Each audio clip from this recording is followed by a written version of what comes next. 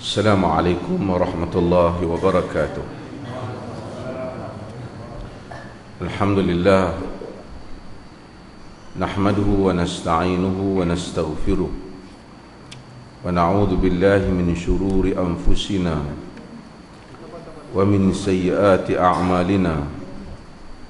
Man yahdihillahu fala mudilla lahu wa man yudlilhu fala hadiya lahu. Asyhadu an la ilaha illallah wahdahu la syarika lah wa asyhadu anna Muhammadan abduhu wa rasuluh, amma ba'd. Hadirin dan hadirat yang dirahmati Allah, setelah kita membahaskan atau menafsirkan surah An-Naba sehingga ayat yang ke-30, di mana Allah Subhanahu wa taala menceritakan tentang balasan yang diberikan kepada golongan taghin ataupun golongan yang melampaui batasan Allah Subhanahu wa taala. Menjadi tabiat kepada ayat Al-Quran, apabila setiap kali Allah Subhanahu wa taala menceritakan tentang syurga, Tuhan akan mengikutinya dengan neraka, ataupun apabila menceritakan tentang neraka, maka akan diikuti dengan kisah syurga, supaya diimbangi perasaan manusia yang membaca surah-surah di dalam Al-Quran. Sebab itu apabila dia baca surah dalam Al-Quran, manusia akan rasa ketakutan apabila mendengar berita tentang neraka. Kemudian dia akan merasa khabar gembira apabila Allah Subhanahu wa taala akan mengikutinya dengan syurga, ataupun salah satu daripadanya, di mana Allah memulakan sama ada kisah neraka diikuti dengan syurga, ataupun syurga dan ikuti dengan neraka. Setelah Allah Subhanahu wa taala cerita tentang barasan neraka, Allah Subhanahu wa taala mengikutinya dengan firman yang berikut. Ba'da a'udzu billahi minasyaitonir rajim. Innal lil muttaqina mafaza hadaiqa wa a'naba wa kawa'iba atraba wa ka'san dihaqa la yasma'una fiha lagwan wala kidzaba jazaa'an min rabbika 'ata'an hisaba. Rabbis samawati wal ardi wa ma bainahuma ar-rahman la yamlikuna minhu khitaba yawma yaqumu ar-ruhu wal malaikatu saffa la yatakallamuna illa man adhina lahu ar-rahman wa qala sawaba dhalika al-yawmul haqq faman sha'a attakhadha ila rabbih ma'aba inna anzarnakum adaban qariban yawma yanzurul mar'u ma qaddamat yadah wa yaqulul kafiru ya laitani kuntu turaba.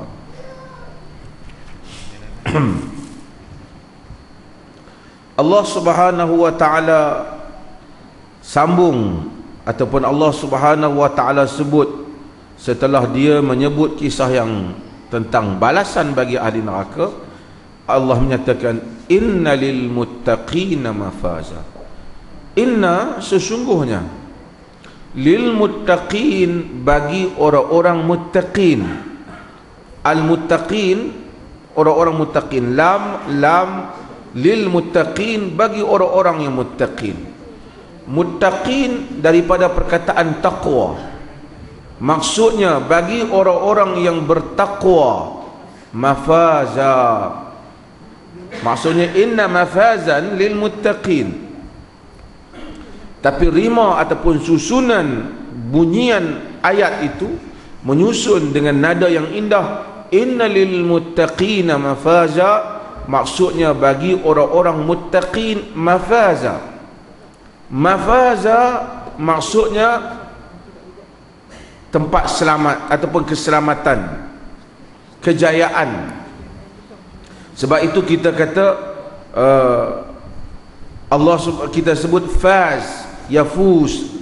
faizin. Faizin, orang-orang yang berjaya. Mafaz, yakni tempat yang selamat, yang mana Allah Subhanahu wa taala sediakan bagi orang-orang yang muttaqin.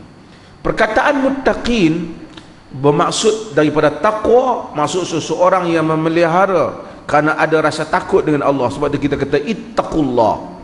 Ittaqullah daripada taqwa. Daripada perkataan itu juga golongan muttaqin maksudnya golongan yang bertakwa.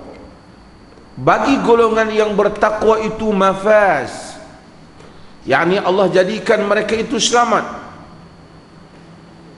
Jika sikit ayat yang lepas kita baca tentang golongan orang-orang yang bertaghut, Allah Subhanahu wa taala menyebut lit-taghina ma'aba. Allah kata inna jahannama kanat mirsada lit-taghina ma'aba.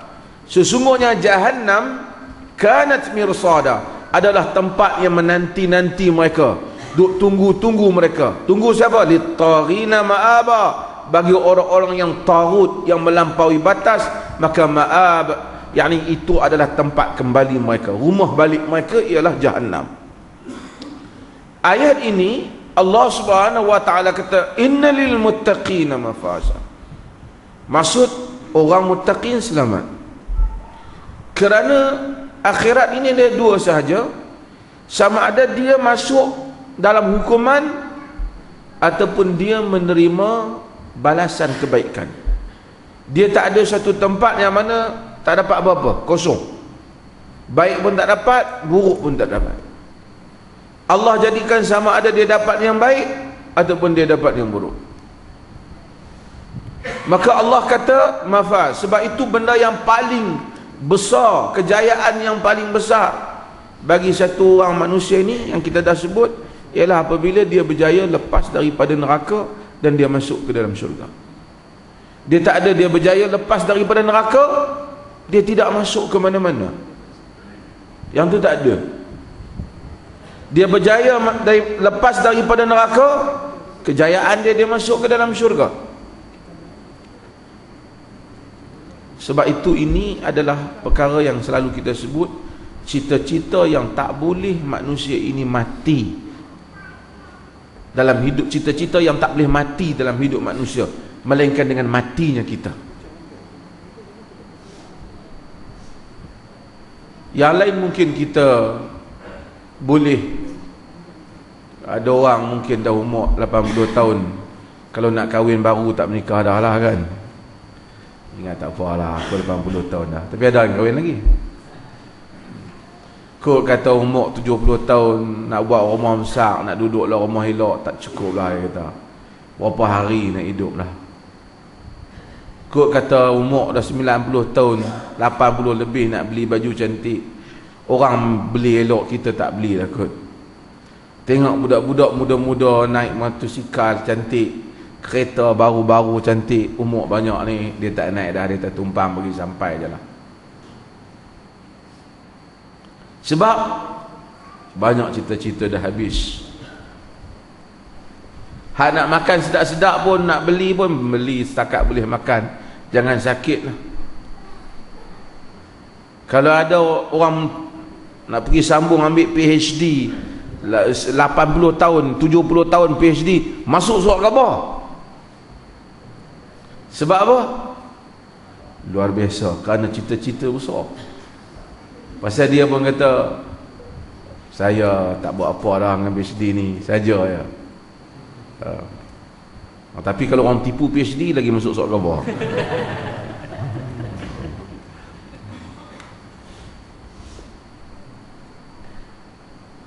Dia manusia banyak cita-cita, bertambah tinggi, banyak umur dia, banyak cita-cita yang habis daripada dia. Tapi satu cita-cita yang dia tak boleh tamat ialah cita-cita untuk mendapatkan syurga. Kerana cita-cita ini kadang-kadang lebih tua orang tu, kadang-kadang lebih dekat untuk dia dapat. Kerana bila lebih tua, beribadat, nafsu dia kurang, banyak taubat dia dekat, insaf dia banyak. Tapi kalau lebih pelan tua dia pelan tak ingat ke akhirat, pelan tua lebih fikir dunia dia daripada akhirat. Ini masalah. Untuk itu Quran tak cakap tentang cita-cita lain banyak, sikit-sikit dia sentuh. Tambah tentang kehidupan dunia, Quran jarang-jarang sekali dia bagi sikit-sikit. Tapi dia fokuskan kepada kita supaya kebanyakan perasaan kita tertumpu kepada satu cita-cita. Yang cita-cita ini boleh diperolehi oleh semua orang, yang miskin, yang kaya. Dia tak syaratkan harta banyak, dia tak syaratkan mesti tubuh kuat, dia tak syaratkan mesti keluarga berhebat, dia tak syaratkan mesti duduk bangsa Arab atau bangsa Melayu. Dia syaratkan amal saleh boleh masuk. Dan saya selalu sebut hal ini, amalan soleh itu pula dia dengan amalan soleh diberi pahala. Pahala itu tak berdasarkan kepada banyak dan sikit. Pahala berdasarkan kepada titah perintah Allah dan kadang-kala berkaitan dengan kesungguhan hamba. 2 rakaat yang dibuat dalam tengah malam dalam keadaan susah, satu orang nak bangun, lebih banyak pahalanya kadang-kadang daripada beberapa rakaat yang lain. 2 rakaat subuh yang datang satu orang buat di masjid, daripada satu negeri yang susah, sejuk, nak pergi masjid. Tuan-tuan pernah pergi duduk dalam sebahagian negeri Arab, nak bangkit sembahyang subuh, nak teringat buka ayat tu pun derita dah, sejuk. Tapi bila kita boleh buka ayat, ambil wudu, pakai, sementara nak keluar tu daripada rumah tu 3-4 lapis baju bubuh, nak boleh pergi masjid, sampai di masjid solat berjamaah subuh, tentulah tak sama dengan negeri yang bangkit-bangkit basuh-basuh muka pergi subuh. Dua-dua dapat pahala, tetapi masyakkah,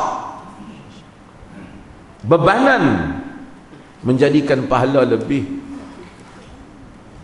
Antara satu orang muda yang bangun tidur pergi semayang dapat pahala, tapi dengan satu orang tua yang nak bangun punya begitu susah, sakit 3-4 kali meletup dah pinggang, nak boleh turun katil, turun, ambil wudu, pelan-pelan keluar rumah pergi masjid. Dua-dua dapat pahala, tapi di sisi Tuhan yang masyakkah itu ada pahala yang tersendiri, yang beban itu. Maka Tuhan kadang-kadang tengok. Sebab itu kita yang mari semayang, saya baru 2-3 hari lepas sebut, yang kita mari semayang, kita kerja pukul 8, bos-bos ni boleh masuk dalam 9 masuk kan, kita dapat pahala pergi semayang subuh. Tapi driver bas dia nak boleh semayang subuh tu, driver lori dia berhenti tepi jalan, turun salat, antara nak kejar masa dia, tentu kadar pahala dia lebih daripada kita, walaupun dia lebih miskin daripada kita mungkin, ataupun lebih kurang duit daripada kita. Maka tawaran syurga ini adalah tawaran yang paling adil. Dunia ada mahkamah, tapi mahkamah dunia walau macam mana orang kata adil, banyak keadaan tidak adil. Contoh, ini saya cakap dalam konteks, termasuklah orang yang cakap tentang hukum hudud supaya dia dengar. Keadilan ini kadang-kadang tak sama, walaupun nampak hakim itu adil, mahkamah-mahkamah yang sama berdiri di hadapan hakim sama, kadang-kadang tak sama di sudut apa. Contoh, kawan ni tak berapa banyak duit, dia kena dakwa di atas satu pertuduhan, dia pun pergi cari lawyer. Lawyer hak dia cari tu dia ukur dengan duit dia lah, betul tak? Kena lawyer hak hebat-hebat tu, dia tak beranilah pergi ambil lawyer tu mahal. Ambil agak-agak lawyer boleh jawab kat dia, lawyer yang ambil pun baru lagi, fee pun murah lah. Kita faham daripada lawyer ni. Kadang-kadang lah kan, tak, lawyer ni pandai-pandai lah, marah saudara kemari kita lah kan, dia lawyer pandai lah kan. Kadang-kadang waktu di LA, legal advisor, tak kira lah kerjaan negeri apa, kadang-kadang dia faham undang-undang tu, kita kata undang-undang ni boleh faham macam ni, siapa yang tak you faham macam tu? Oh, dia tak boleh tak, itu dia boleh tak. Dia pun confused. Macam tu kata tak payah penasihat undang-undang kan masyarakat ni. Dia pun tak study, tapi tak apalah, dia ambil yang biasa. Mari satu orang lagi kena tuduhan yang sama, tapi dia banyak duit, dia ambil lawyer yang hebat. Lawyer yang hebat tentu dah harga pun mahal. Bila dia lebih hebat, dia lebih fasih lah, lebih pandai lah dia, lebih banyak lah dia punya macam-macam. So di dunia ni macam mana kita nampak adil pun, hakikatnya untuk mencapai maksud yang benar-benar adil, benar-benar sukar. Tuhan di akhirat kelak adil. Tak ada kata aku sebenarnya ada terlupa hujah nak cakap hari tu, ada lagi kes sebenarnya aku bukan masa tu, Allah aku silap tu masuk neraka. Tak ada. Tak ada kau orang abang tersilap hujah dia mahsyar itu. Tak, aku ada satu poin aku nak abang, aku sebenarnya tak salah masuk, tak ada. Dia kata ya Allah betul-betul malaikat catat tak apa nak tepat. Tak mungkin. Macam sebahagian orang kan, apa kata kamu pada mayat ini kan, malaikat catat tak baik, tengok-tengok semua kata baik. Confuse malaikat. Jadi maka dengan itu Allah Subhanahu wa taala bagi tawaran kepada manusia kepada tempat yang selamat, iaitulah syurga Allah Subhanahu wa taala. Innal muttaqina mafaza hadaiqa wa a'naba. Apa yang ada di dalam mafaz, tempat yang Allah Subhanahu wa taala sediakan, iaitu jannatun na'im, jannah yang Allah sediakan itu, tempat selamat itu. Kemudian Allah taala detailkan dia, iaitu hadaiq wa a'naba. Hadaiq maksudnya kebun-kebun, taman-taman, kebun lah. Sebab tu Arab dia kata hadiqatul haiwan, maksudnya taman, zoo. Maksud luasnya apa? Luasnya arduhas samawati wal ard, luasnya seluas langit dan bumi. Allah Ta'ala bagi semua kebun-kebun, keindahan. Wa a'naba, dan anggur.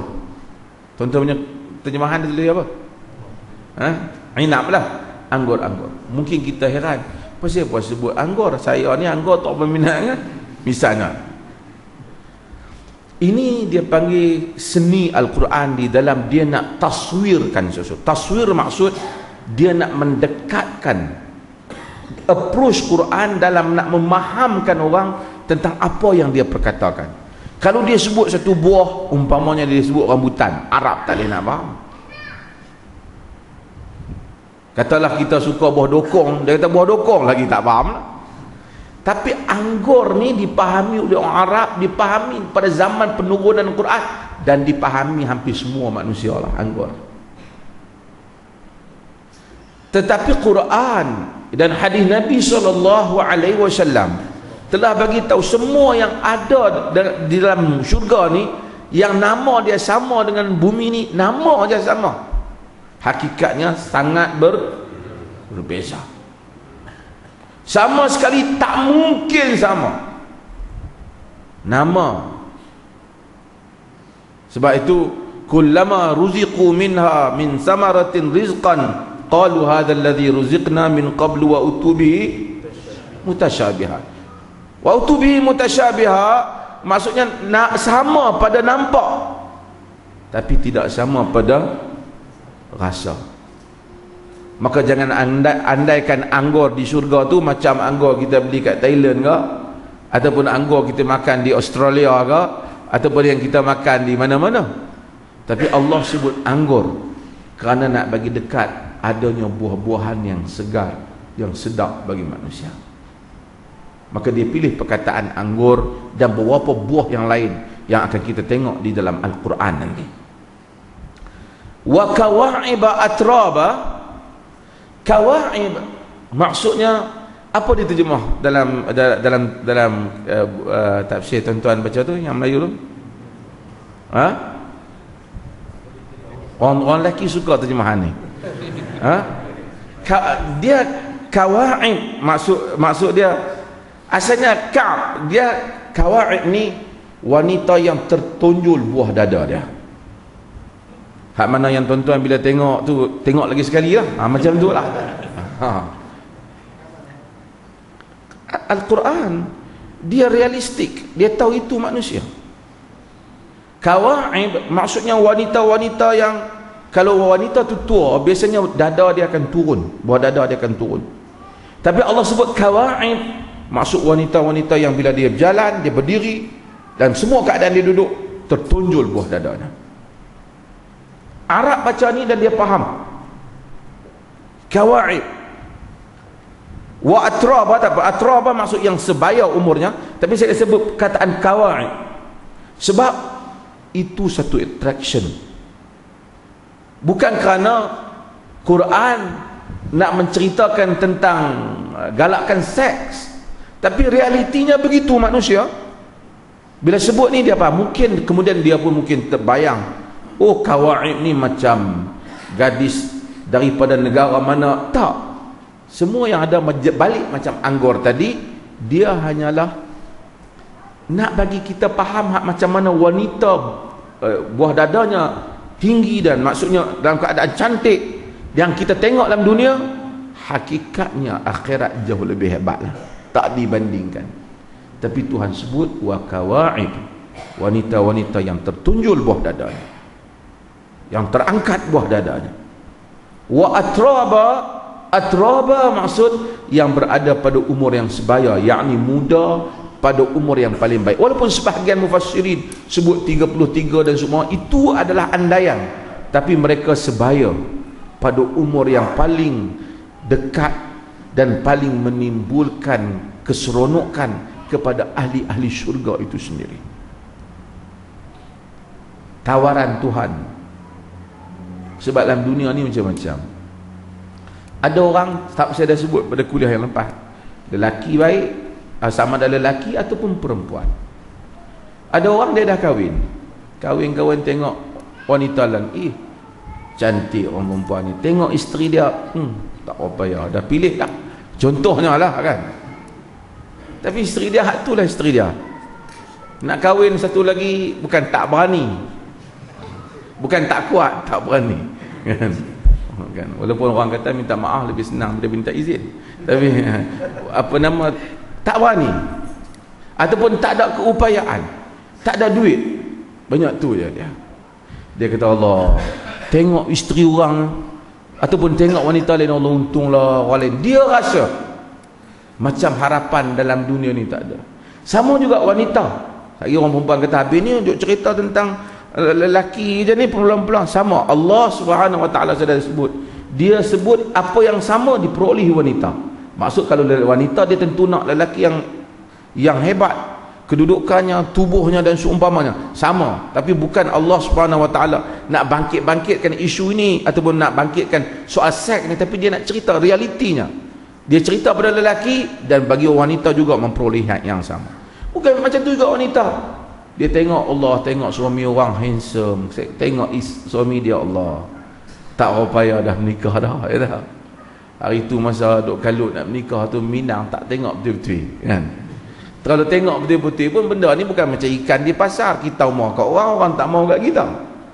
Jadi itu saja, tengok suami dia, tengok orang lain hebat, tengok suami sendiri tak apalah, mungkin dia rasa, lah aku ni tak betul hidup di dunia. Tapi Allah Subhanahu Wa Taala bagi tahu dunia ini sementara, hakikat hidup ni ada lagi. Yang semua bertengok perempuan-perempuan cantik, lelaki handsome di dunia ni, yang ni bukan hampa tak dapat, hampa akan dapat, bahkan lebih daripada itu.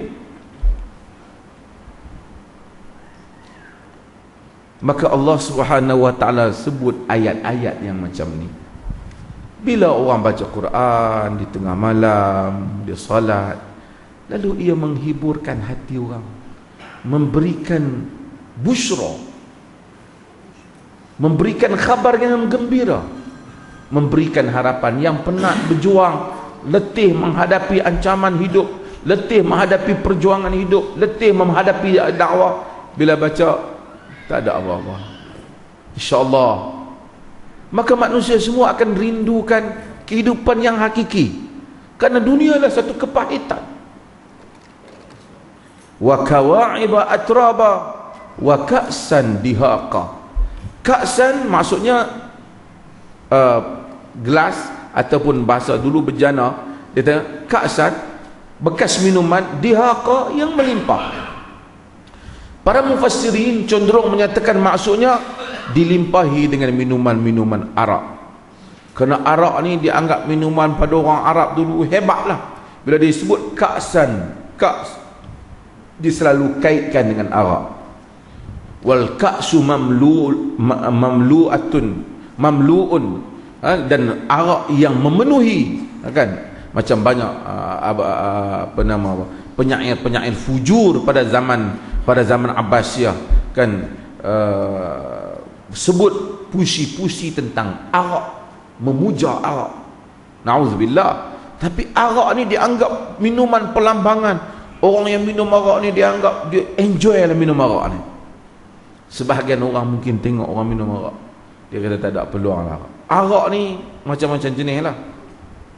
Arak yang saya sebut, arak yang antara yang hebat ialah arak daripada Shiraz. Orang-orang di Iran dulu, mereka antara yang pandai buat arak. Sebab itu kita tengok arak yang Shiraz itu antara yang best, the best. Sebab apa? Sebab di sana merupakan anggur dia dan seumpamanya, dan orang ketagihan dan minum arak. Mungkin sebahagian orang tengok orang beriman ini, kesian ke apa, tak ada peluang semua benda ni.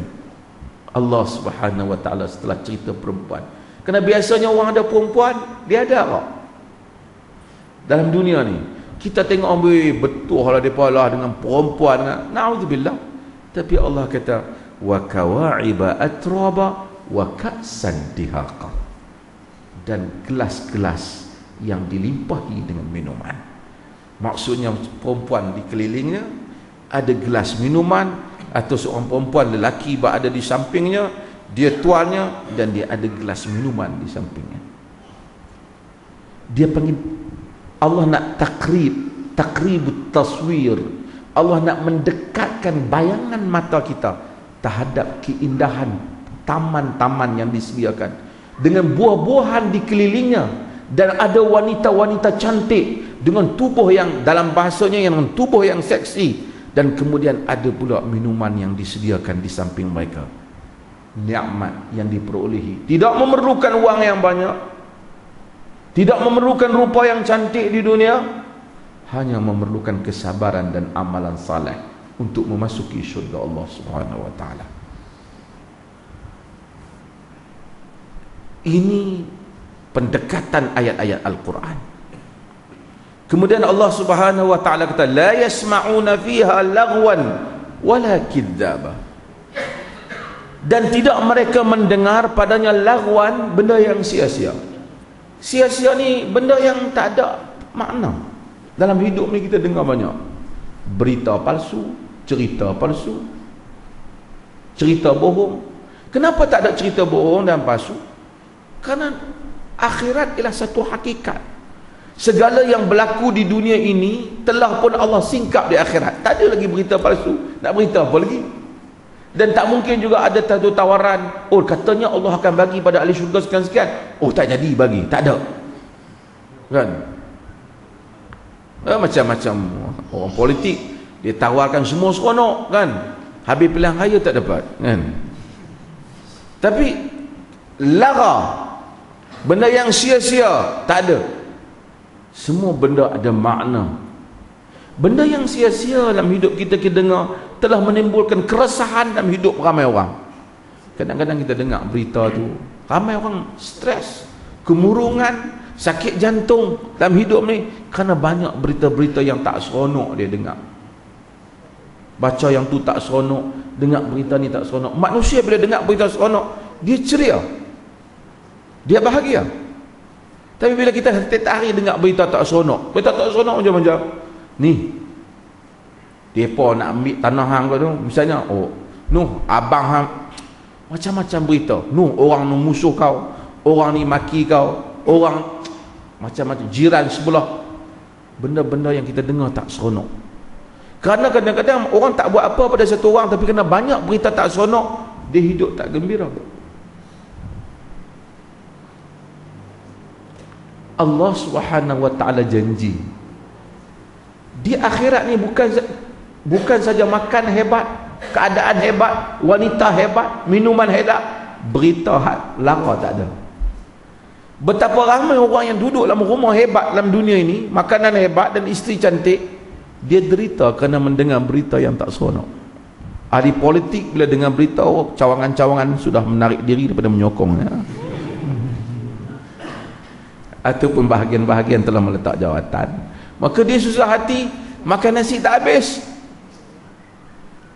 dan dia terpaksa bertarung walaupun dia orang besar. Hatta orang yang jadi raja, macam-macam berita mengenai dia pun susah hati. Jika kita bersembang dengan orang yang jadi jawatan, mereka kadang-kadang jauh lebih susah hati daripada kita dengan berbagai-bagai masalah. Berita anak mereka, berita itu dan ini. Allah Subhanahu wa taala kata, la yasma'una fiha laghwan wala kidzaba.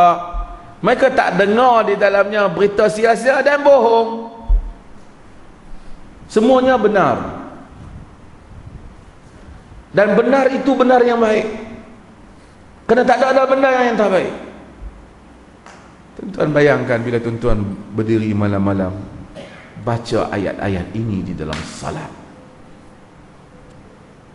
Sebab itu para sahabat radhiyallahu anhum ada kekuatan, walaupun siang hari kesakitan menghadapi musuh, tapi bila Allahu Akbar baca ayat tadi, kemudian lu innalil muttaqina mafaza hadaiqa wa a'naba wa kawa'iba atraba wa ka'san dihaqa la yasma'una fiha laghwan wala kidzaba. Hari-hari mereka dengar cerita musuh nak hadapi mereka. Tuhan kata di akhirat tak ada cerita musuh ni. Semua cerita dusta, semua tak ada dah, habis. Lalu mereka rindukan akhirat. Sebab itu sahabat bila makan buah, makan tamar, Nabi kita, siapa yang mati untuk syurga? Kalau aku perhabis tamar ni lambat, separuh lagi tak habis dalam syurga.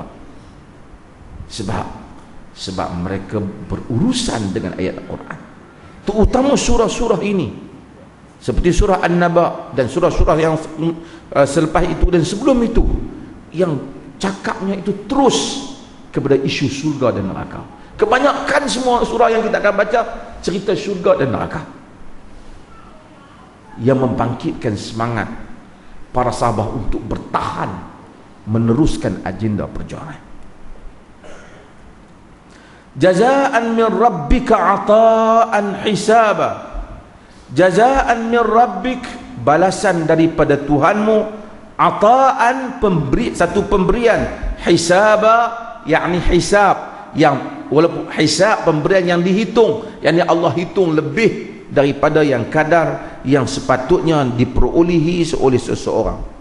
Dalam ayat yang sebelum ini Allah hitung, dia pemberian Allah ini ata'an, dia bagi, yang ni dia bagi, maksudnya bila bagi itu lebih lah, aku bagi. Hisaba, dia hisab di atas amalan kita, tapi bukan berdasar hisab saja, juga ata', dia bagi. Kalau dia hisab saja tak dapat banyak kita, tapi dia telah mengganda-gandakannya. Dalam ayat sebelum ni, apabila kita baca Allah Subhanahu wa taala cerita tentang balasan kepada orang-orang ahli neraka, Allah kata jazaan wifaqa. Jazaan wifaqa maksud balasan sepadan dengan yang kau buat. Tapi untuk ahli syurga, ata'an hisaba, pemberian yang dihitung berdasarkan, tapi ia pemberian. Kalau jazaan wifaqa tak dapat banyak, banyak mana sangat amalan kita dibanding, tapi ata'an. Sebab itu dia kata jazaan min rabbika ata'an hisaba. Ata'an hisaba, Allah Subhanahu wa taala balas dengan pemberian yang jauh yang lebih besar. Bila kita baca Quran, Allah Taala balas dengan pemberian yang lebih daripada apa yang kita buat untuk yang masuk syurga. Hak masuk neraka tu dia kata Allah balas lebih daripada aku yang buat, tak ada. Hak masuk neraka Allah balas padan dengan yang dia buat. Allah timbanglah. Tak ada mungkin orang akan dapat lebih daripada jenayah dia. Tak ada. Tuhan Maha Adil. Tapi yang masuk syurga tak. Dia bukan dapat, dia dapat subsidi yang banyak. Semua ataan, tapi Tuhan hisap amalan dia. Setelah dah hisap amalan dia itu, bersama pemberian bersama dengan hisap kepada amalan dia. Siapa Tuhan nak bagi ni? Banyak nak bagi ni. Kan? Kalau kerajaan janji nak bagi, berapa dia nak bagi kat tuan-tuan tak beri ni? Semua orang tanya, dia ambil duit mana? Kan? Adakah duit nak bagi? Kerajaan ada duit kan? Kita tengok bila Arab Saudi nak kenakan visa haji, orang tahu Saudi tak ada duit dah. Ha? Saudi tak ada duit dah. Waktu orang kata ada orang dapat Saudi ada duit lagi ke mana? Iran sekarang duit banyak kan? Geng-geng Syiah senyum panjang. Kan? Takut orang kata, boleh ke Allah Ta'ala bagi ke aku ni? Ramai ni, kalau aku masuk syurga nak bagi seluih langit dan bumi. Tu Pak Man tu kalau masuk lagi, semua masuk lagi, daripada zaman Adam sampai sekarang ni, cukup ke? Kut-kut ada orang fikir macam tu. Allah kata siapa? Siapa hak nak bagi ke hangpa ni? Tuhan mana ni? Rabbis samawati wal ardi wa ma bainahuma ar-Rahman. Tuhan as-samawat, Tuhan langit-langit. Macam saya sebutlah, langit ni tak tahulah ke mana. Wal ard, dan bumi. Bumi dibandingkan langit dengan segala galaksi yang ada ni, debu pun macam pecah lagi lah daripada debu tu. Kecil sangat. Sebab tu orang kadang-kadang heran, macam mana kata Tuhan geng-geng hadap peningan, Tuhan ada tempat tak ada tempat ni.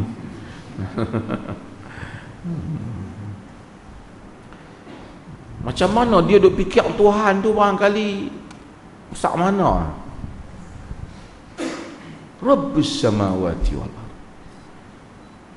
Langit ni pun tak tahu dah kat mana penghujung. Bumi hak kita sangka besar ni hakikatnya debu ya. Dibandingkan tak tahulah luasnya, maha besar ciptaan Tuhan. Dengan umur manusia kalau dapat 100 tahun pun, dia pergi ke sana, cahaya nak sampai ke bumi daripada satu bintang pun dah 1000 tahun, ada yang juta tahun. Cahaya kalau hantar kapal angkasa lagi tak sampai. Umur 100 tahun tak sampai. Kau kata hantar kapal angkasa tu boleh tahan umur kapal angkasa tu sampai 5,000 tahun, kita dah tak dapat dah berita tu. Mati dah. Kecil lah bumi. Tu pun kapal angkasa, cahaya yang nak sampai pun juta tahun, apatah lagi dengan kapal yang nak pergi entah berapa trilion tahun. Rabbus samawati wal ard. Tuhan langit-langit dan bumi. Tuhan ni yang nak bagi. Wa ma bainahuma, dan di antara keduanya, antara langit dan bumi ni, tak kira lah belah bawah belah semua ni, Tuhan tu belaka Ar-Rahman, la yamlikuna minhu khitaba. Ar-Rahman, dia tu Ar-Rahman. Pasal apa dia bagi kita? Pasal dia Ar-Rahman.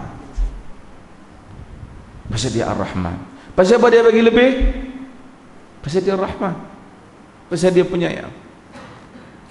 Ikut-ikut yang mana buat baik, tak apalah pada buat baik, kat dunia pun dapat dah rezeki apa lebih kurang, okeylah, hampa mati lah. Hak mana buat jahat, hampa masuk neraka.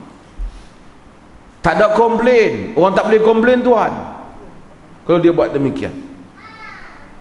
Tapi Allah Jalla wa'ala di atas sifat Ar-Rahman, maka dia bagi la yamlikuna minhu khitaba, semua hak ada ni tak boleh nak cakap melainkan pada hari itu Tuhan izin saja.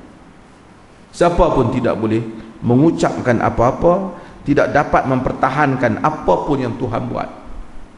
Lawyer yang hebat, hakim yang hebat di dunia ni, pemimpin, ada orang kanan kiri dia buat salah pun duk habaq kata betul juga. Pada hari kiamat tak ada siapa akan cakap. Pada hari kiamat, hatta anak dan isteri kita kata, ya Allah, tolonglah anak saya ni, dia sebenarnya dia tak salah. Pak pun tak kata untuk anak. Pembodek sama ada yang makan susu ataupun makan dedak, mereka pun tak kata. Siapa pun tak boleh kata. Hai la yamlikuna minhu khitaba. Siapa tak boleh cakap apa? Yauma yaqumur ruh wal malaikatu saffa. Pada hari ruh, apa maksud ruh? Apa tulis itu? Jibril. Wal malaikatu saffa. Jibril dan semua malaikat berdiri dalam satu barisan. Hanya Tuhan yang tahu bagaimana keadaannya. Semua kita hanya sifat dan tafsirkan. Tuhan kata mereka bukan berdiri. La yatakallamuna illa man adina lahur rahman wa qala sawaba. Tidak akan bercakap melainkan orang yang diizinkan oleh Tuhan Ar-Rahman, dan dia akan cakap hak betul. Hari itu hak cakap betul. Para rasul kan cakap. Rasul kita, Nabi kita Muhammad sallallahu alaihi wasallam. Hak duk otak macam-macam duk putar belik ni, dia tak cakap. Pasal dia tahu hari itu tak boleh bohong.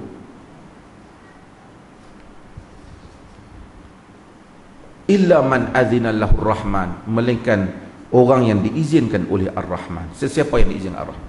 Tuan-tuan, para ulama tafsir menyebut Tuhan masa dia azab kita, auzubillah, dia azab orang yang salah, dia azab atas sifat Ar-Rahman juga. Kalau Tuhan azab hamba dia, hamba yang masuk neraka tu, kadar yang dia terima dosa tu, hukuman tu, dengan kadar Tuhan Ar-Rahman. Kalau patut-patut lebih daripada tu kah? Ataupun bukan, tetapi Ar-Rahman dengan kadar Tuhan Ar-Rahman, dia takkan zalimi. Dia telah buat hukuman. Kalau kita tengok satu filem gambar, cerita orang jahat bergaduh dengan orang baik. Orang jahat ni pukul orang baik, pukul orang baik, seksa orang baik. Penyudah filem tu, orang baik pun selamat, orang jahat pun selamat. Dua-dua berjaya. Tapi hak jahat tu duk jahat macam tu lah. Tapi dia berjaya dalam jahat. Kawan ni menderita dah, tapi berjaya. Kita akan kata apa filem ni? Filem apa macam ni dah. Tak perhatian apa punya cerita lah kali geng jahat. Okey, cuba orang buat filem, ujung sekali geng jahat menang. Kita kata apa punya filem? Mungkin, tapi pengarah filem mungkin boleh kata dalam dunia ni bukan semua baik menang, banyak orang jahat menang. Bahkan duk tengoklah jahat menang. Kan?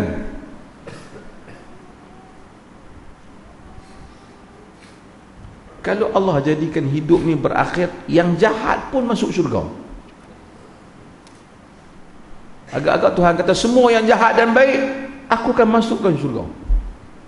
Agak-agak ada orang buat baik dalam dunia. Orang tak buat baik. Dan kalau kita masuk syurga, yang zalim tu betul-betul dia jahat, dia kufur Tuhan, dia perangi kita, dia mati dalam keadaan tu, tengok dia pun masuk syurga tak? Kita kata, tak aci macam ni. Walaupun mungkin orang kata, tak apalah dia masuk, dia punya dia mati sudah. Tapi kita, tak aci macam ni. Kerana manusia sendiri itulah perasaan dia. Dia tak dapat menerima bahawasanya orang zalim berakhir dengan kemenangan, itu sebagai satu keadilan. Memasukkan orang zalim ke dalam neraka adalah tanda rahmat Tuhan kepada hamba dia. Tanda rahmat. Kalau tidak, kita semua takkan puas hati dengan hidup ni. Dan kadar Tuhan takkan zalim. Yang merompak harta benda orang 52,000 dengan 52 juta, dengan 52 apa ya? Walaupun masuk dalam neraka kalau kezalim, tapi tentunya Tuhan tak zalim, nak samakan dua-dua yang masuk. Mahkamah dunia mungkin ada had limit dia. Yang curi 12,000, yang curi 11,000, yang curi 13,000, dua-dua semua kena 3 tahun. Mungkin hakim tak beza sangat lah kot, hak kecil-kecil beza, hak rincik-rincik. Tuhan Maha Adil. Faman ya'mal mithqala dzarratin wa man ya'mal mithqala dzarratin syarran yarah. Dua-dua. Artinya kalau seorang hamba Allah Ta'ala di dunia ni terlebih menyebut subhanallah lebih daripada si fulan, tetap yang lebih subhanallah itu Tuhan kira tentu tak sama nikmat dia di syurga dengan yang kurang satu subhanallah. Satu hamba Allah yang buat alhamdulillah, alhamdulillah, alhamdulillah, dengan hamba Allah yang kurang 3 alhamdulillah. Walaupun Allah 3 alhamdulillah tak sampai seminit, tetap di sisi Tuhan tak sama. Karena faman ya'mal mithqala dzarratin khairan, Allah timbang. Allah timbang.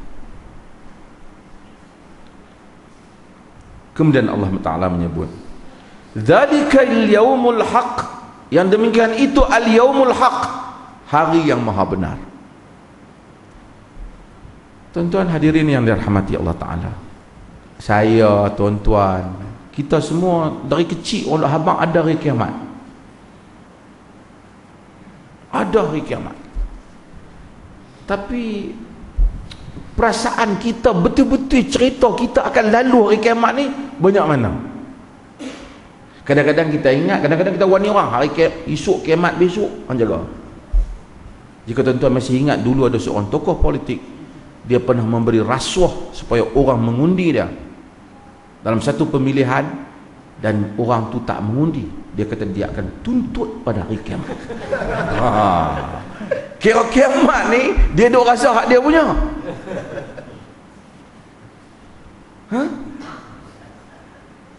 Dia akan rasa dia tak, hang jaga hari kiamat esok hang kena. Padahal semua orang takut dengan hari kiamat ni. Sebab mungkin masa dia warning tu, dia nak bagi kawan tu takut, dia sendiri tak rasa apa. Dia fikir aku rasuah kena juga. Dia tak fikir. Dia tak fikir. Hadirin dan hadirat yang dirahmati Allah, kita yakin minggu depan ni mesti ada hari Jumaat. Yakin. Lepas tu kita yakin juga banyak benda nak mai ni.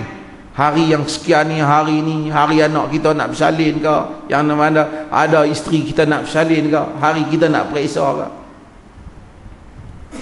Hari hak betul-betul al-haq. Hari-hari hak lain ni hari peperiksaan umpamanya. Kita kata ni hari peperiksaan, hari penentu. Hari tu mungkin betul peperiksaan mungkin berjalan, tapi mungkin peperiksaan itu tidak begitu adil. Mungkin hari itu kita sakit kepala, tulis hayat tak ingat habis. Padahal dulu kita cerdik pada kawan sebelah kita, dia tengok-tengok berjaya pada kita. Mungkin kalau pemeriksaan tu yang bersifat subjektif, karangan, kita dapat kat mana ke apa, pemeriksa mana hari pemeriksa baca karangan kita tu pula, dia pun duk sakit kepala, geram kat anak dia, tulis. Mungkin kalau dia baca hari lain markah kita lebih sikit. Ni ada cikgu-cikgu di Batau ni, kan, jangan buat itu, nanya ke orang. Tak adil. Hakim kita pergi ke mahkamah, tunggu hari mahkamah, kita pergi mahkamah, bukti kita cukup, hakim tengok jalan, dia kalahkan kita. Semua hari itu berlaku, tapi tidak hak. Benar, tapi tidak seperti hari kiamat yang benar. Allah kata hari yang sebenarnya, zalikal yaumul haq, itulah hari yang benar akan berlaku. Semua yang Tuhan sifatkan tentang hari itu, hari yang adil, mahsyar, hari yaumul fasl, hari pemutus kebenaran, semua tu betul-betul berlaku seperti yang diberi nama tentang dia. Macam saya sebut, tak mungkin satu orang dia kata sebenarnya aku ni ikut tak patut masuk neraka ni, kok orang ahli neraka dialog. Sebab apa? Sebab dia kata tadi ni aku tak ingat nak jawab ada satu soalan tu, aku tahu tak mungkin, ini tak mungkin.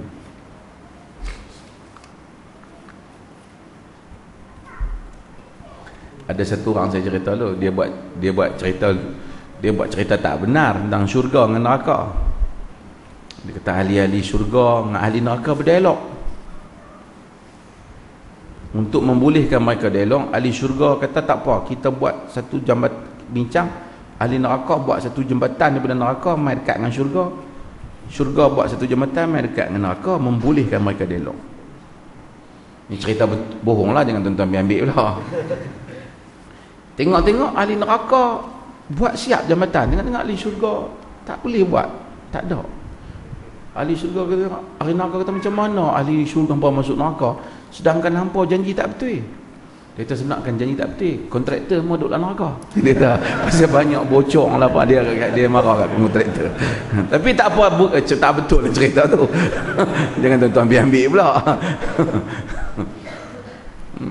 Tapi nak ceritanya takkan ada dalam cerita dalam neraka bahawasanya orang yang tersilap masuk neraka ataupun orang yang tersilap masuk syurga, semuanya timbangan yang maha benar daripada Allah.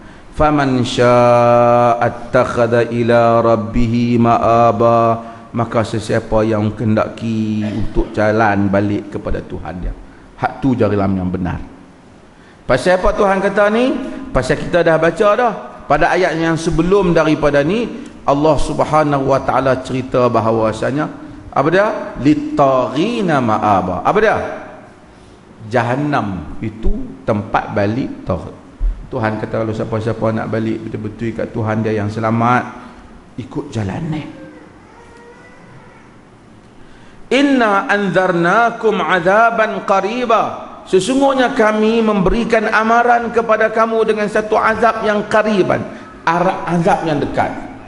Kita mungkin fikir Quran selalu kata azab yang dekat. Sebahagian para ulama kata semua yang nak mai itu dekat, satu hal. Tapi dekat ni maksudnya berapa lama kita dengan kiamat? Kita ni katalah kiamat katakanlah 2000 tahun lagi ataupun katalah 3000 tahun lagi. Tapi peluang kita untuk buat amalan untuk membolehkan syurga dengan neraka ni berapa ribu tahun lagi? Berapa ribu tahun lagi? Peluang kita, peluang saya, peluang tuan-tuan berapa lama? Ada 5 tahun? Tak tahu, tak tentu. Silap-silap pagi esok silap malam ni. Maka Quran selalu sebut pada kita, inna anzarnakum azaban qaribah. Kok mana? Walaupun mungkin kiamat lagi 100,000 tahun, tetapi tak ada makna. Kau mati saja, dia tak kira hak 1000 tahun tu. Dia kira pada hari mati tu kau punya amalan macam mana. Sebab tu kita memohon husnul khatimah. Antara doa yang tak patut kita tinggalkan, minta mati dalam keadaan. Tuan-tuan, dunia ni banyak kerja yang menyebabkan kita semua runsing dengan urusan kita. Cerita anak nak periksa, cerita isteri sakit, orang tu tanah kita, tentang banyak doa kita telah minta untuk dunia ni, sehingga kita lupa untuk meminta keadaan kita pada hari kiamat. Azaban qaribah. Yauma yanzurul mar'u ma qaddamat yadah, pada hari yang seseorang akan melihat apa yang telah dia kemukakan, apa yang telah dia lakukan, baik ataupun buruk. wa yaqulul kafiru ya laitani kuntu turaba, maka berkatalah orang kafir, alangkah baiknya jika aku ini jadi turab. Jadi apa? Tanah. Pasal apa dia kata jadi tanah? Para ulama mufassirin tafsir berapa benda. Sebahagian mereka menafsirkan kerana di akhirat kelak Allah adil, sehingga kambing yang bertanduk, yang menanduk kambing yang tak bertanduk akan dibalas. Dia tanduk balik. Kerana kau nanya sama-sama kau pada kambing ya. Kemudian mereka tu semua akan, binatang tu semua akan jadi tanah kerana mereka tak ada syurga neraka. Punya adil, nak cerita adil bukan saja di kalangan manusia, binatang yang zalim antara satu sama lain pun menjalaninya dengan kadar itu, balas balik. Kemudian mereka semua jadi tanah, habis. Sebahagian para ulama kata, apabila orang kafir tengok, orang ahli neraka tengok, dia kata, alangkah baiknya jika aku jadi tanah. Sebahagian. Tapi maksud ayat ini umum. Manusia bila kecewa dengan hidup dia, apa dia buat kalau dia tak ada iman? Dia bunuh diri. Sebab apa? Tak ada guna hidup. Bila manusia tengok neraka, dia tak ada guna hidup dia. Dia kata lebih baik aku tak ada. Sebab tu orang ni, tuan-tuan tengok manusia bila bermasalah, dia nak lupakan masalah dan dia tak mau ingat. Sebab tu bila orang tu masalah dia berat, kalau dia tak beriman dengan Tuhan ataupun tak ada alternatif untuk dia, biasanya dia akan tidur. Dia akan tidur supaya dia dapat lupakan masalah tu. Tapi siapa saja, bukan semesti dia tak beriman, kadang-kadang dia beriman tapi dia tidur tu dia dapat redakan perasaan dia. Sebab tu semua orang, mungkin kita yang beriman, bahkan Nabi yang sangat beriman pun pada awal bila kena wahyu yang menakutkan, berita yang menakutkan, Allah kata ya ayyuhal muzammil, Nabi pergi dan selimutkan diri, nak menyendiri, nak berpisah pada alam ini kerana tak tahu nak buat apa. Dan ramai orang macam tu. Tambah kalau orang yang tak beriman langsung, sebab tu dia bunuh diri dia. Bila orang kafir tengok kiamat, dia yang dulu hebat, maharaja, presiden, kaya, ya laitani kuntu turaba, biarlah aku ni jadi tanah ya lah.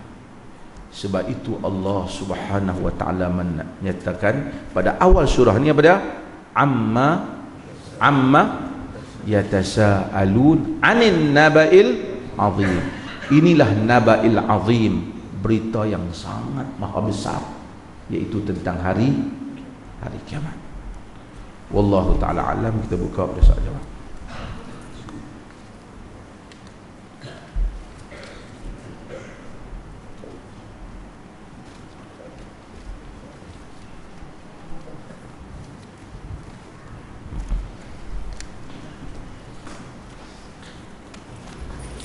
Surah-surah ni kita baca tafsir dia, dah habis satu surah daripada hari tu.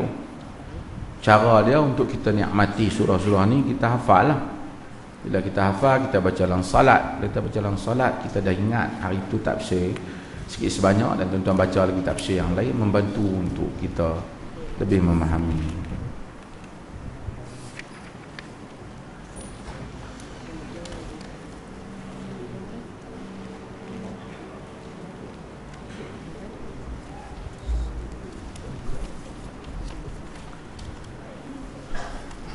Bolehkah ulas tentang pandangan tentang kutipan tabung Jumaat ketika khutbah dijalankan?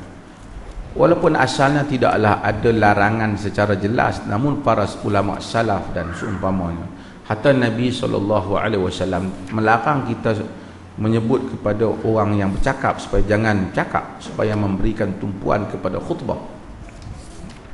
Maka bila kita duk edar tabung tu, terlepas apa yang khatib kata, maka dengan itu adalah sepatutnya tabung tu diedarkan kemudian, mudah-mudahan supaya tidak mengganggu konsentrasi orang mendengar mesej di dalam khutbah. Kenapa ada negeri dalam Malaysia mengharamkan penceramah agama yang memegang PhD original, sedangkan yang PhD palsu bebas berceramah?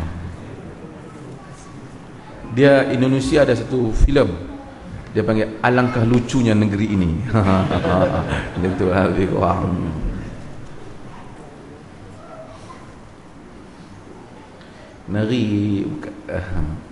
Dunia ni macam-macam lah. Dunia nak kata apa? Orang yang bawa bukti ditangkap, penjenayah dilepaskan. Macam-macam dah kebulan dunia. Orang yang mendesak supaya jenayah diambil tindakan, dia ambil tindakan. Orang yang buat jenayah bebas berkeliaran. Dunia. Sebab itu Allah Subhanahu Wa Taala jadikan semua ni untuk kita merasai tentang betapa kita ini mengharapkan akhirat. Al-Imam Al-Bukhari masa hayat dia Sahih Al-Bukhari, dan dia tak dibenarkan mengajar di Naisabur. Dia tak dibenarkan kerana berkhilaf dengan Muhammad bin Yahya Az-Zuhli. Dia tak dibenarkan. Kemudian dia berpindah ke Bukhara. Di sana Khalid bin Yahya merupakan gubernur di situ, pun tak benarkan dia mengajar. Dia mati dalam keadaan buangan, tak dituduh sebagai sesat. Al-Bukhari. Dan hari ini kita baca Sahih Al-Bukhari, Sahih Al-Bukhari, Sahih Al-Bukhari. Imam Ahmad di bawah 3 khalifah dia diseksa dan dihukum sesat. Bahkan Ahmad bin Abi Duad telah menyatakan kepada khalifah, uqtulhu wa damuhu alaih, bunuh Ahmad bin Hanbal itu, darah dia, dosa darah dia aku tanggung. Sedangkan dia merupakan alim qadi besar bagi kerajaan Baghdad zaman kerajaan Abbasiyah. Dan Imam Ahmad disebat, diseksa dan dimasukkan dalam penjara, dikeluar, diseksa tengah di hadapan para ulama yang lain di atas tuduhan sebagai suatu orang yang telah mengucapkan perkara yang menyanggahi akidah. Kerana ketika itu secara umumnya orang menerima akidah Mu'tazilah, dan Imam Ahmad enggan berkata dengan apa yang disebut oleh apa yang dikatakan oleh golongan Mu'tazilah. Tapi hari ini orang menyebut Ahmad bin Hanbal rahimahullah imamu ahli sunnati wal jamaah. Imam Ahmad bin Hanbal imam ahli sunnah wal jamaah. Tapi zaman tu teruk-teruk Mu'tazilah pun dia tak buatlah persatuan aswaja yang tu dia.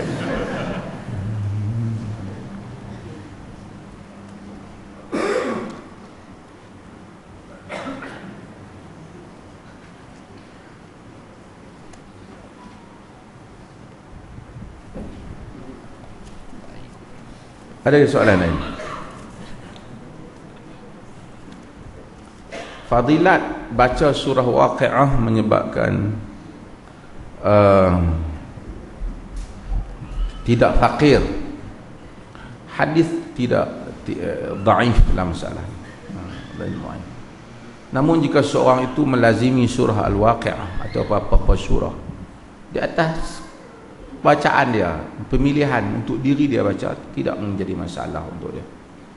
Seperti mana seseorang suruh kau membaca surah Al-Mulk, walaupun surah Al-Mulk ada fadilatnya, ataupun seorang yang mengulangi suratul Fatihah, selagi mana dia tak kata pagi-pagi mesti baca surah Fatihah 40 kali, dia tak kata, tapi dia amalkan. Umpamanya kata dia baca 7 kali Fatihah ataupun 10 kali Fatihah setiap waktu pagi, kerana dia mengetahui Fatihah itu ummul kitab, Fatihah itu merupakan syifa, dan macam-macam dia baca, tidak menjadi masalah.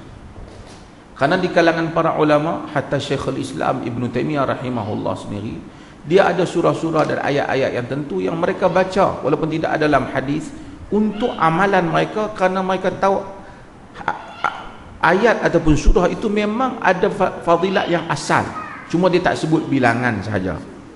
Seperti Fatihah umpamanya, jika satu orang tu sakit lalu dia baca Fatihah berulang kali, katakanlah dia sakit, setiap hari dia baca 7 kali Fatihah untuk diri dia, ataupun 10 kali Fatihah, boleh ataupun tak boleh untuk dia buat. Tapi dia tak payah kata Nabi kesuruh 7 kali ataupun dia buat untuk diri dia, kerana itu terpulang dah. Mungkin dia buat 7, mungkin dia nak buat 10, dia boleh amalkan untuk diri, tidak menjadi masalah di dalam hal yang seperti itu. Kerana hatta di kalangan para ulama salaf, hatta Ibn Taimiyah dan seumpamanya, mereka ada kadang-kadang mereka ya hayyu ya qayyum bi rahmatika astaghith. Dia baca benda tu 40 kali. Walaupun tidak ada riwayat yang kata 40 kali.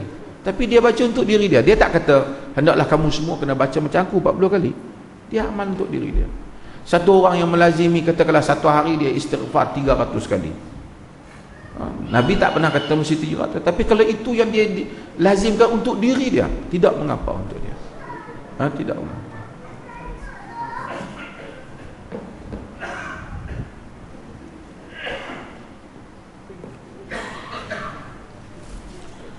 Ada soalan?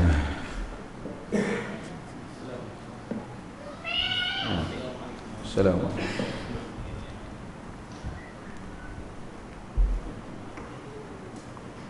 Salam.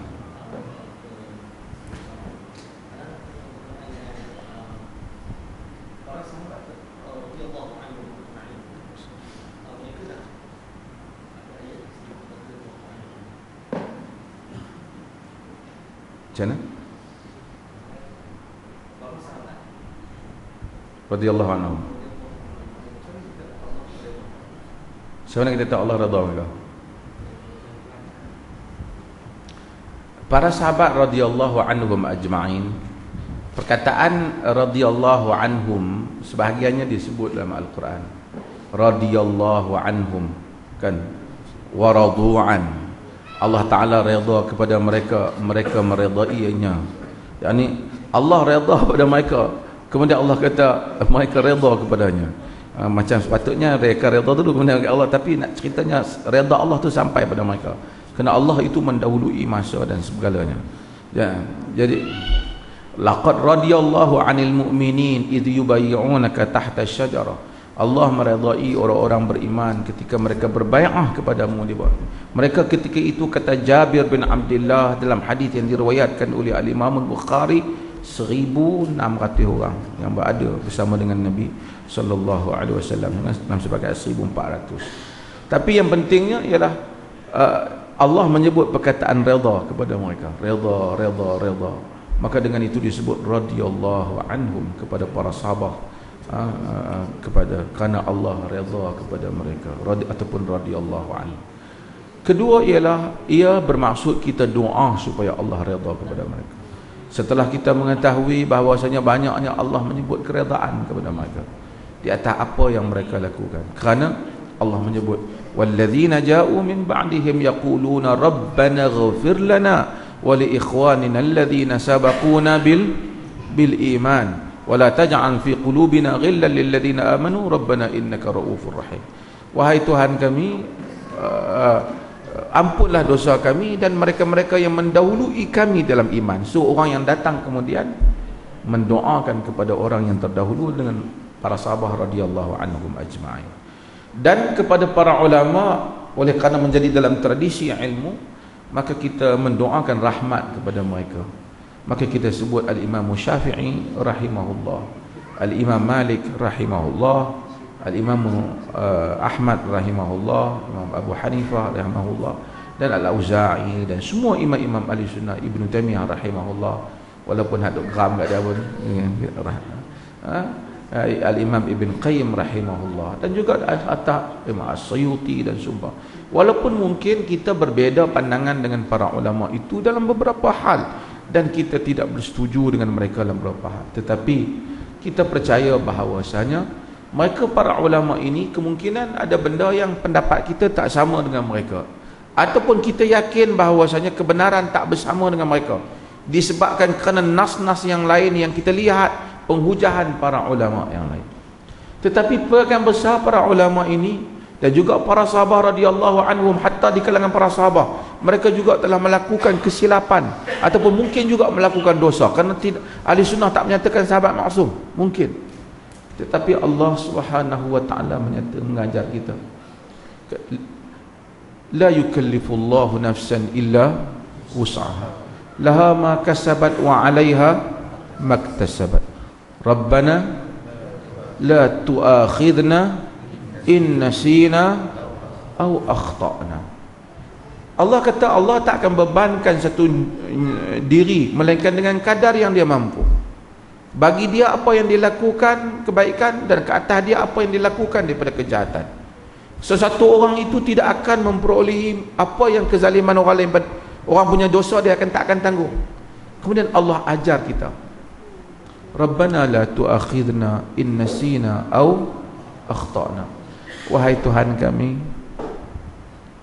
jangan ambil tindakan kepada kami jika kami lupa ataupun kami silap. Allah ajar. Kalau kita pun doa, para ulama yang doa supaya mereka jangan Tuhan ambil tindakan kerana mereka lupa dan silap, kita percaya Tuhan tak ambil tindakan pada mereka. Mudah-mudahan demikian para sahabat, kerana semua mereka itu pada husnuzan kita, mereka ingin mencari kebenaran.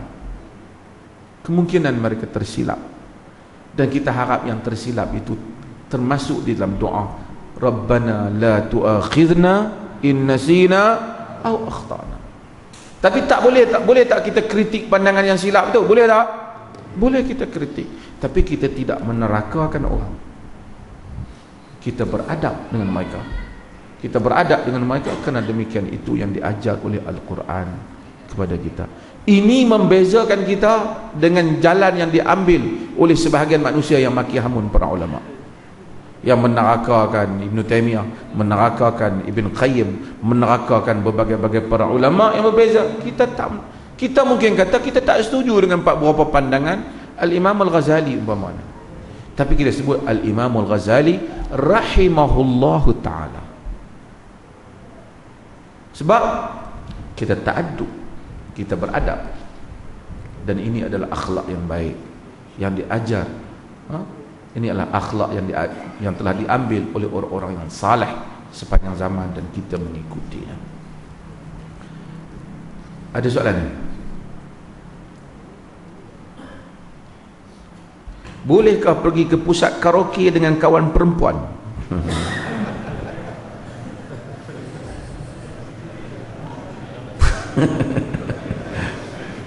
Pusat karaoke tu tak ada juga apa,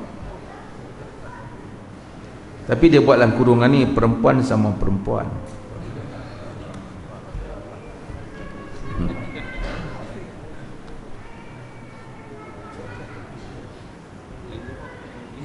Dia orang pergi karaoke buat apa? Menyanyi ni boleh tak? Menyanyi boleh tak? Menyanyi secara umumnya boleh lah, menyanyi ya. Apatah lagi kita ada dalam hadis, ada orang menyanyi, dan dua wanita yang menyanyi di rumah Nabi SAW, kan mughanniyat, dia mughanniyatan, dua orang minal ansar, dua orang wanita ansar yang menyanyi di dalam rumah Nabi SAW. Nabi izinkan. Ada Anjashah yang menyanyi, Hadi yang menyanyi untuk mempercepatkan perjalanan unta Nabi dan kafilah Nabi pada waktu malam. Nah, nama dia Anjashah. Bila dia menyanyi malam-malam, dalam riwayat Sahih Muslim, dia menyanyi lagu dia sedap kot kan. Jadi bila dia menyanyi tu, unta jalan cepat. Nabi kita, ruwaidan ya Anjashah la tuksiril qawarir, pelan-pelan wahai Anjashah, jangan pecahkan kaca. Maksud wanita duduk atas belakang unta tu tak boleh nak kontrol. Sebab apa? Unta laju sangat, diseronok syok dengan lagu Anjashah. Nabi tak kata hantu duduk menyanyi tak baik, artinya bolehlah menyanyi. Cuma bagaimana, tapi yang persoalan bukan nyanyian, persoalannya apa yang mengelilingi nyanyi tu. Bila kita pergi ke karaoke tu, campuran dia macam mana? Keadaan dia tu macam mana? Wanita saja ke? Akan ada lelaki lain mendengar kita ke? Ataupun macam mana? Tengok kita ke? Walaupun secara umumnya boleh, tetapi syarak suka untuk kita mengelakkan apa-apa yang menimbulkan fitnah. Kalau kita pasti kita dengan family kita, mak dengan anak perempuan dia, pergi ambil satu bilik, orang lain mereka dua orang duduk menyanyi macam dia menyanyi di rumah lah kan, tak ada masalah lah. Ada orang tanya Syekh Mana tu, boleh tak isteri ataupun wanita menyanyi di rumah dia untuk suami dia? Dia kata boleh lah, tapi dengan syarat wanita suara kena sedap. Hak tu syarat dia, sebab dia kata Islam melarang menyeksa suami. Hak tu tambahan dia lah kan. Tapi yang pentingnya ialah secara umumnya nyanyian dibolehkan. Hatta dalam riwayat-riwayat hadis, wanita Ansar menyanyi di hadapan lelaki juga. Hadapan lelaki juga dibolehkan. Namun seseorang berjaga-jaga dengan perkara yang boleh membawa fitnah pada diri dia. Jika itu semua dapat dijaga, tidak mengapa untuk wanita menyanyi. Ada soalan? Nabi pergi ke rumah Ansar, malah hadis yang kita tahu, Nabi pergi ke rumah Ansar kahwin, orang tak menyanyi. Dan Nabi tengok senyapnya. Nabi kata ala ma'ahumullah fa innal ansar yu'jibuhumullah. Tak ada nyanyian kan? Nabi kata bukan Ansar suka menyanyi, jadi depa pun menyanyi kan. Nabi sallallahu alaihi wasallam kata, Nabi ala tughannuna 'alaiha, tidakkah kamu tolong menyanyi untuk dia pengantin ni? Nabi suruh depa menyanyi, bukan Nabi minat menyanyi, tapi Nabi tahu majlis-majlis keramaian tu menyanyilah, nak bagi seronok. So kalau orang kenduri, orang main gendang hadrah ke, orang menyanyi, tak apalah, kita tok lebay tak mau dengar, jangan duk komplain. Hak tu boleh. Dia tak hampa ni orang duk kahwin berkat-berkat duk menyanyi. Tak, memang dia menyanyi pada zaman Nabi pun. Yang tak betulnya pi rumah kenduri senyap, sedih, kahwinan tak boleh sedih. Tapi mati macam tak sedih pula, mati pergi dapat duit, yang tu dia jadi lain boleh. Dia mati tu jadi sedih.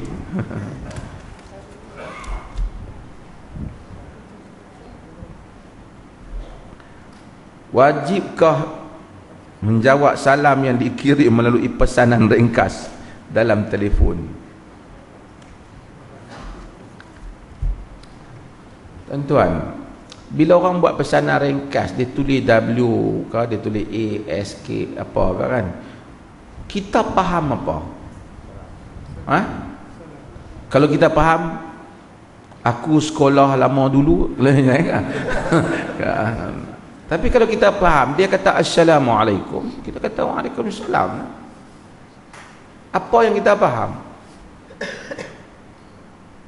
Bila banyak benda yang simbol, hatta dalam tulisan-tulisan dulu, macam Nabi SAW, Sad, dia masuk Sallallahu Alaihi Wasallam,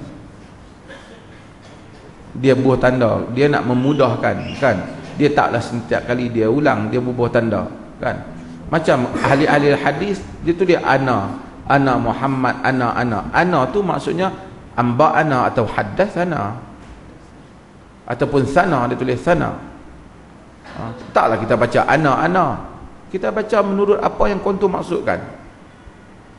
Jadi kita baca tu Assalamualaikum, jawab dia Waalaikumsalam. Jangan dak kawan tu duk buat perak saja, kononnya kalau tulis salam saja maksudnya setan Yahudi buat macam-macam mangkuk kita ni kadang-kadang. Kita benda yang bukan-bukan. Salam, assalam, salamun, semuanya makna dia ada sedikit perbezaan, tapi dia semuanya maknanya betul dalam bahasa Arab. Orang kata kalau tulis salam saja salah, kalau assalam baru betul. Jenis tak ngaji bahasa Arab hak buat tu. Nabi tulis salamun ala man ittaba'al huda, salamun qaulan min rabbi. Salam tak ada salam, itu dalam konteks itu maksud satu salam.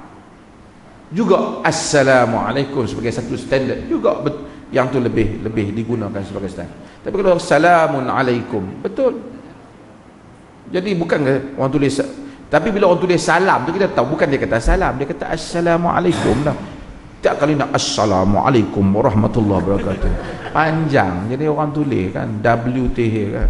Kadang Allah Subhanahu wa taala SWT contohnya. Walaupun kalau dah ada ruang orang nak tulis Allah Subhanahu wa taala baguslah. Tapi itu dah dapat dipahami Subhanahu wa taala. Takkan Allah SWT Allah suka buat tak apa, takkan macam tu kan. Orang faham dia tulis. Dulu macam melainkan orang tu tak tahu apa, dia baru masuk Islam, kita pilih Nabi Muhammad sallallahu SAW, kita tak titik Nabi Muhammad dia duk heran orang, kenapa Nabi Muhammad tengok apa pula kan. So dia itu tengoklah audiens kita kan, apa yang kepada siapa kita. Ada satu soalan? Ya. Salam.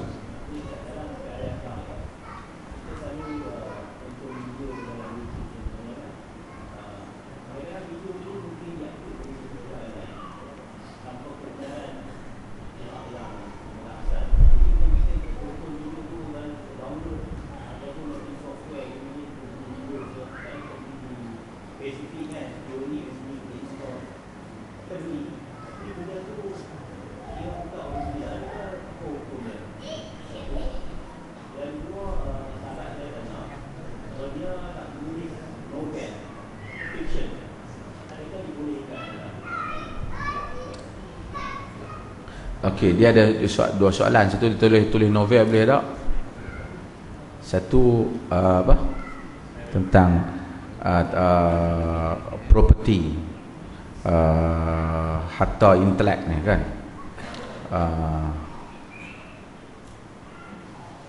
Yang pertama tentang novel. Novel, satu orang boleh tulis novel dan dia orang tahu dia tulis novel tu, orang dah faham dia reka benda tu. Dia tak kata benda tu benar. Dia tak bolehlah buat macam satu orang nama apa Talib, dia tulis buat, dia nak novelkan pula cerita Nabi, cerita apa para sahabat lah, apa dia novelkan, dia tambah-tambah ayat dia. Yang tu tak bolehlah. Hak tu cerita asas yang mesti berdasarkan skrip asal, bukan skrip yang mana realiti bila membabitkan Umar bin Khattab, Talha bin Ubaidillah, Az-Zubair bin Awam, tak boleh mereka cerita. Tapi kita buat watak kita sendiri. Kita cerita dan kita buat jalan cerita sendiri jadi novel. Orang baca sebagai pengajaran. Macam cerita-cerita andaian, novel ni macamlah misal. Misal yang dibuat. Benda tu tak ada, orang buat misal. Dan banyak, Nabi pun ada buat misalan-misalan, seumpama. Novel lebih kurang begitu. Cumanya saya pernah tulis, saya kata novel ni dia bukan, hidup ni bukan sebuah novel. Novel ni, kita nak baca novel boleh lah, tapi jangan beriman dengan novel ni. Sebab novel ni watak, jalan cerita dan semua ditulis oleh penulis. Kehidupan yang hakiki dia ditulis oleh Tuhan. Bila kita tulis watak, kita buat andai watak ni, kemudian dia jadi macam ni, lepas tu jadi macam tu, dia terseksa macam ni, kemudian dia berjaya, kemudian dia menang. Secara umumnya semuanya hero akan berjaya pada hujungnya, ataupun orang yang dizalimi berjaya bebas daripada zaliman dan semua. Melainkan filem-filem Iran yang kita tengok tak puas, tak tahu siapa menang lah kali. Tapi novel secara begitu. Tetapi kehidupan Allah Subhanahu Wa Taala, bila kita tengok satu orang ni susah, hidup dia menderita, orang zalimi dia, kemudian kita baca balik, dia katakanlah dia mati dalam keadaan dizalimi. Itu zahir yang kita tengok. Kalau kita tulis novel macam tu jadi dah. Tetapi di sisi Tuhan mungkin lain. Di sisi Tuhan, dia ni mungkin betul seperti mana kita tengok, mungkin juga lain. Mungkin ada benda-benda rahsia yang kita tak tahu, Tuhan tahu. Mungkin dia ada zalimi orang lain. Tuan-tuan tengok satu penceramah macam saya duduk depan, penceramah, seorang yang baik, menyampaikan, itu nilaian manusia. Di sisi Tuhan tak tahu. Mungkin dia tak ikhlas, mungkin dia menunjuk, mungkin dia nak kepentingan yang lain. Tuhan maha mengetahui apabila dia mengakhirkan sebuah cerita ataupun dia menjalani hamba-Nya dengan sebuah jalan. Kenapa dia masuk ke jalan itu? Kenapa hamba Allah ni lalui jalan ini? Tuhan maha mengetahui dengan segala hikmah. Maryam alaihissalam, ibu Nabi Isa, Maryam binti Imran, dia mengandung. Lama nak tanggung masalah mengandung ni, sehingga bawa diri orang duk kata macam mana orang baik duduklah masjid, keluarga baik boleh mengandung, suami tak ada.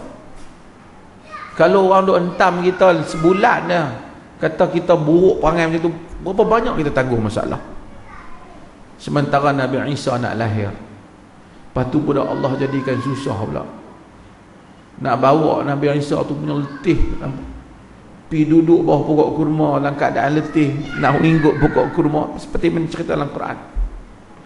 Patut-patut luruh terus buah kurma, tapi Tuhan suruh wahuzi, ni goncang pokok kurma, tak payah goncang. Padahal dia dah lah, bukan dia pilih mengandung, dia kena goncang pula, bertahan tak mai je lah buah kurma tu kata. Tapi Tuhan mahu macam tu.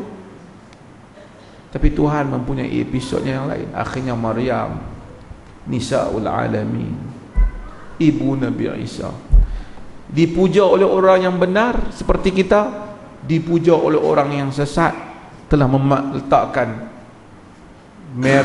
Maryam, patung-patung Maryam, walaupun tak betul, tapi dia dipuja beribu-ribu tahun lamanya.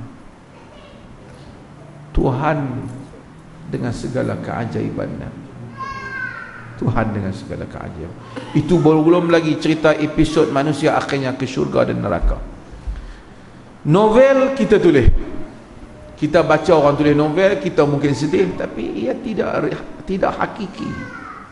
Ia imajinasi penulis.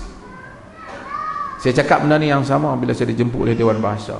Baguslah, tapi ia bukan. Jadi kita kadang-kadang ramai orang baca novel, bagus. Novel aku tuan-tuan, penulis-penulis novel berpuluh-puluh ribu. Satu novel dia boleh dapat 70-80 ribu. Ramai orang minat baca novel. Sedih, kita tengok sedih sugul, makan nasi pun pelik. Kenapa sedih ni? Baru habis baca novel. Penulis dia dapat 80 ribu. Senyum. Kadang-kadang, tapi tak ada apalah. Tuan-tuan baca, saya baca The Alchemist, Paulo Coelho, tulis tentang berapa juta orang baca, puluh juta manusia. Hampir tidak ada pemimpin presiden Amerika yang tidak membaca. Imajinasi dia tentang The Alchemist. Tapi itu imajinasi, kita tahu realiti hidup ditulis oleh Tuhan. Kita patut menangisi hidup yang realiti. Tapi bolehlah baca, tak ada masalah. Kedua, tentang masalah intellectual property, harta intelek. Para ulama bincang hal ini. Harta intelek ni harta yang mesti dipelihara ataupun tak? Kalau satu orang tulis buku lah, boleh tak kita kopi buku dia tanpa keizinan dia dan bayar harga pada dia? Berlaku pandangan panjang di kalangan ulama, tetapi kesimpulannya Islam ini memelihara hak dan susah payah manusia. Maka dengan itu kita kena hormat juga hak orang lain. Sekiranya hak itu memang hak yang telah dia kata hak dia yang menghasilkan, dia ibtikar, dia yang mencetuskan. Benda itu datang daripada dia yang invent benda tu, dia yang mulakan buat benda tu. Maka dia dipelihara hak ni, dan kita tak boleh menceroboh haknya sehingga dia kerugian. Tak boleh. Melainkan dia telah bagi hak tu, ataupun hak yang umum. Kadang-kadang bukan hak dia pun, harta tu buku kitab orang ulama lama yang tulis. Adalah kat mana-mana pun dia cetak, orang lain pun boleh cetak juga. Tapi kalau dia nak cetak tu, dia telah berusaha pergi ambil manuskrip, buat kajian, elokkan balik, artinya ada usaha dia. Kalau semua hak orang dicerobohi, siapa pun tak mau tulis. Kita tulis buku, orang ambil buku kita, buang nama kita, bubuh nama dia. Lepas tu dia kata, ni bukan buku ni saya yang tulis. Macam mana tak bubuh nama entah pula? Allah, ilmu hak Allah saya. Yang tu yang dapat 4 PhD palsu tu. Jadi tak boleh. Itu ada hak yang dipelihara.